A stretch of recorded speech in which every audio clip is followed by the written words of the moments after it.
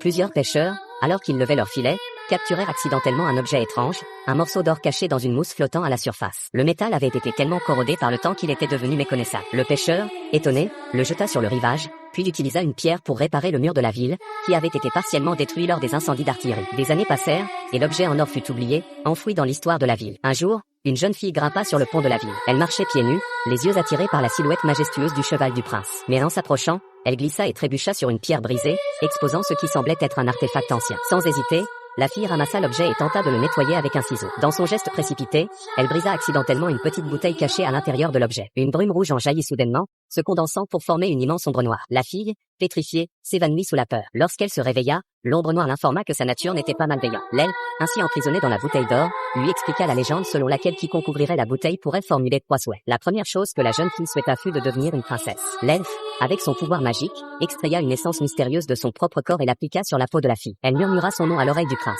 Lorsqu'il la vit, il fut instantanément attiré par sa beauté et son charisme, tout comme elle l'avait souhaité. La jeune fille devint ainsi la princesse tant attendue, mais son ascension attira vite la jalousie des autres concubines du royaume. Pour assurer sa position, elle fit un deuxième vœu auprès des elfes, elle souhaitait tomber enceinte du prince, portant ainsi un héritier royal. Mais le roi, sous l'emprise de la magie, devint convaincu que le prince complotait pour usurper le trône. Manipulé par ses craintes, il ordonna à ses gardes d'étouffer le prince et de faire exécuter son harem en même temps. Les elfes, ayant appris ce qui s'était passé, trouvèrent la princesse et lui offrirent un dernier vœu, se débarrasser du mal, ou libérer le démon. Cependant, la princesse, en apprenant la vérité sur la trahison de son prince, pensa que l'elfe l'avait dupée. Elle s'éloigna alors, dégoûtée, fermant la porte derrière elle.